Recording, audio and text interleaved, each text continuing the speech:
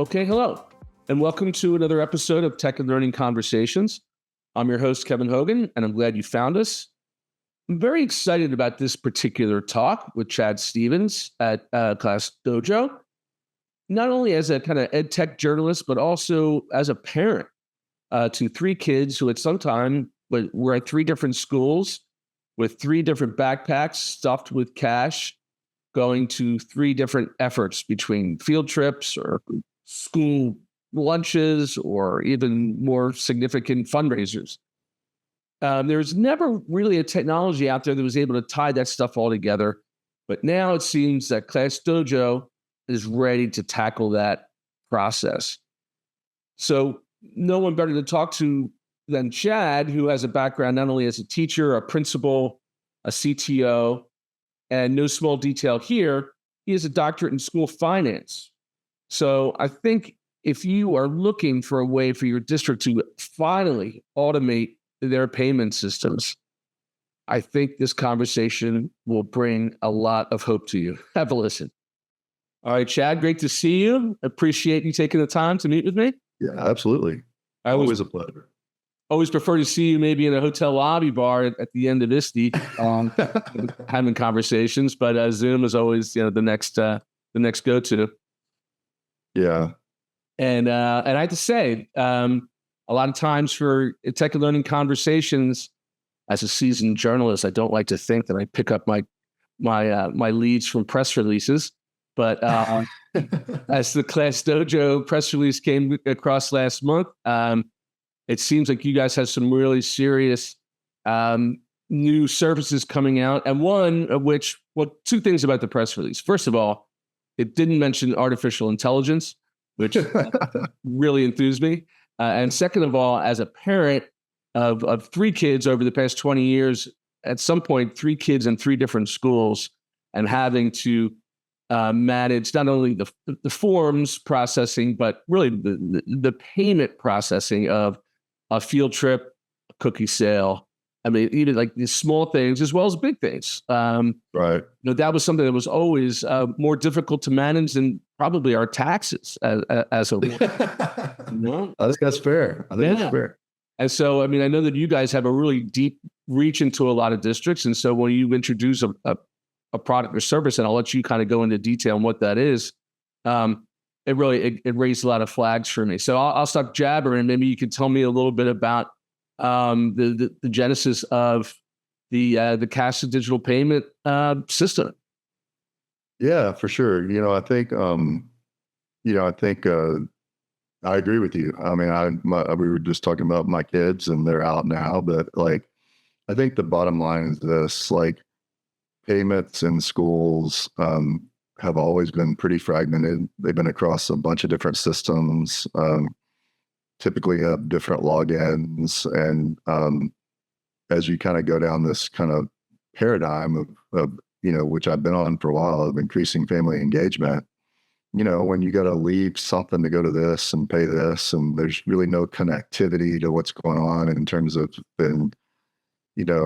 well, this is an instructional thing. It's from the teacher. It's a field trip or whatever. I think it's just kind of the natural evolution. And I think the other part that I've kind of always believed was, payments outside of education are maybe easier than they've ever been, right? Venmo, Zelle, PayPal, Apple Pay, and you don't, pay for your Starbucks, whatever it is, pay for your coffee, payments in general, are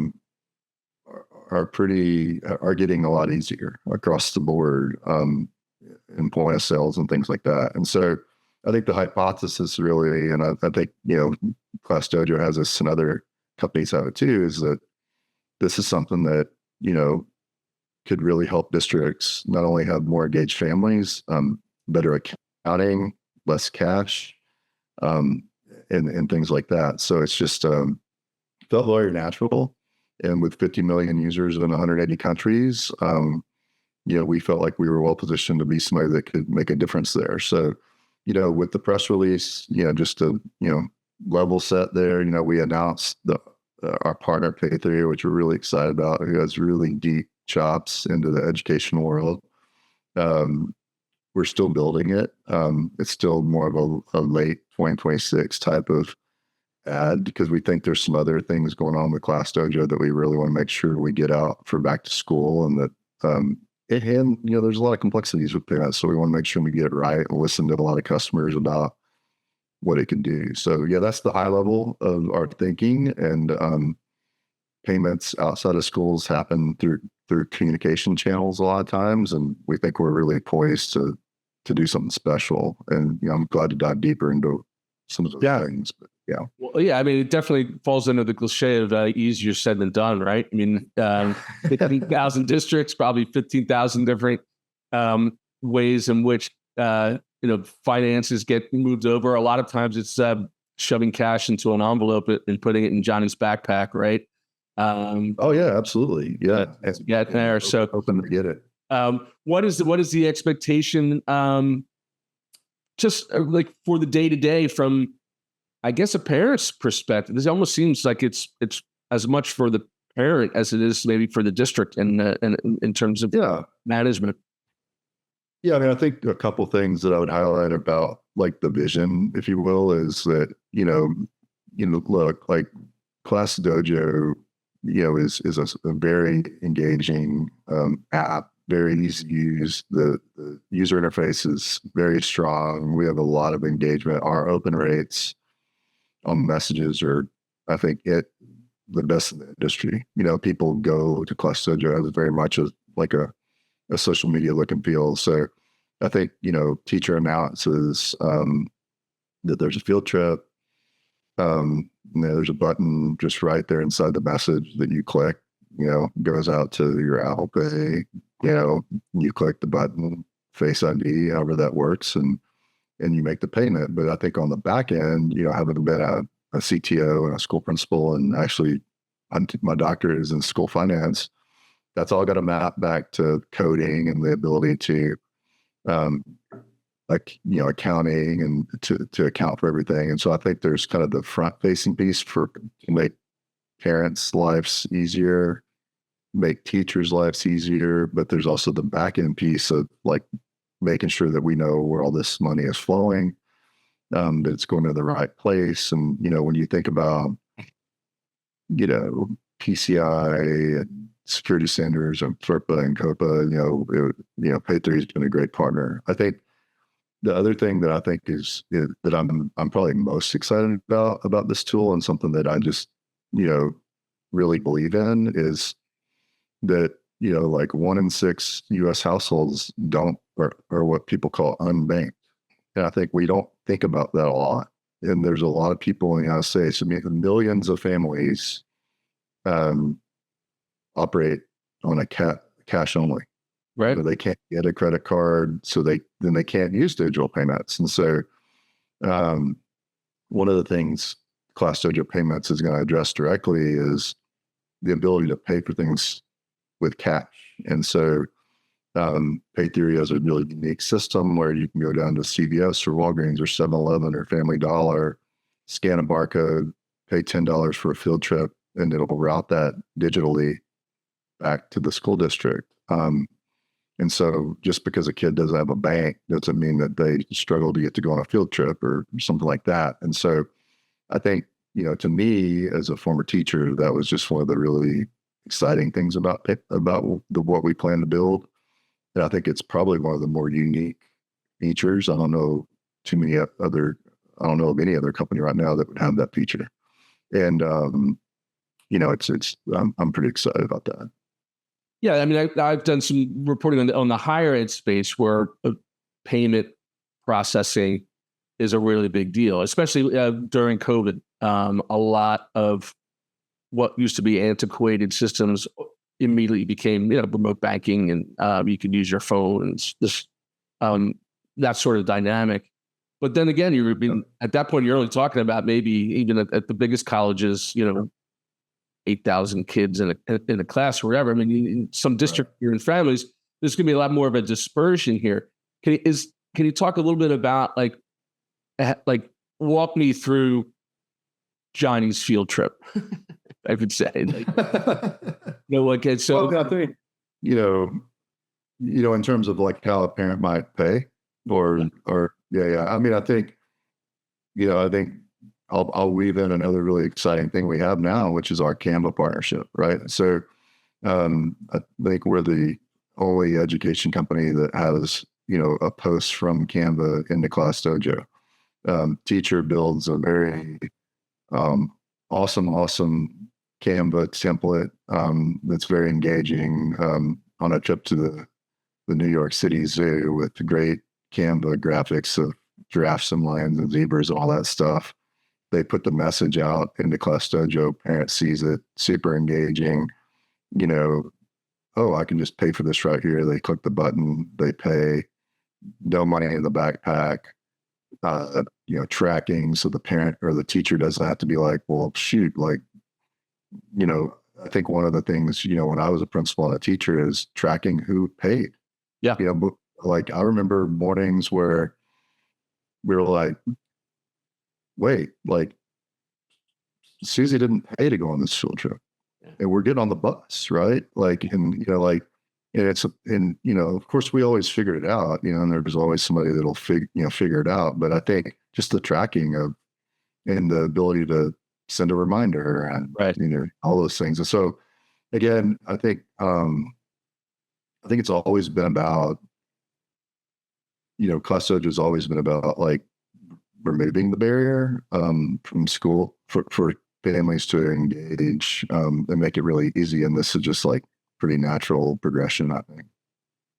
So you mentioned late 2026. Can you maybe kind of extend that timeline a little bit and give us what your hopes are? I won't pin you down into that's well, the exact launch date. No, I think no. I mean, we'd like to have this. Look, there's just certain things that I haven't been a CTO that really need to launch at back to school. Right. So we're exploring some things that will hit in back to school that we know we have to hit the mark. And then there's these next layer of product developments that we've done for ClassDojo for districts that we know really need to be ready for back to school. Payments are something that, because of the fragmentation of them, I don't know if they have to hit for back to school, because you are going to be able to flip a switch at some point and be like, we're now accepting payments. And it'll give schools time to sunset their other payment platform and things like that. We're also not charging for ClassDojo payments, just like the rest of ClassDojo software. So the barrier of entry is a lot lower, in terms of like, oh, I'll just flip it on and test it, right? So, I think late 2026 just kind of slots into where we see the rest of the product going. But we do like to signal to, the schools that, especially, with ClassDojo for districts really having its big moment and launch in 2025, that we're continuing to build. Like we're not stopping. In fact, we have a webinar coming up next week. We're going to be talking about the next wave of, the next wave of things we're building. And, it's kind of like you're iterating on what you just launched at the last webinar. You're launching these next two things and you're iterating on that. But then you also have these more product type things that are happening. Payments, the Canva integration. One of the things that we're really close on is I think probably one of the more unique website offerings that's out there in terms of cost and scale. And so hopefully that's the next press release in a few weeks. Another thing I've been working on in my role. So yeah, I think there's just a lot of building going on. So we have to pick when we launch things. So. Well, it's exciting stuff. And again, it seems to be part and parcel of the overall mission of ClassDojo in terms of building that parent communication platform, right? And if anything, this will make it sticky. So congratulations on the announcement. Yeah, for sure. I look forward to talk to some of your beta users as it goes down the line. And we'll keep the conversation going as it progresses. So thanks again. Yeah, we'll keep you posted. There's definitely going to be a lot to the tool. So appreciate it. Thanks again to Chad for a conversation that managed to make school payment processing genuinely interesting and honestly kind of inspiring.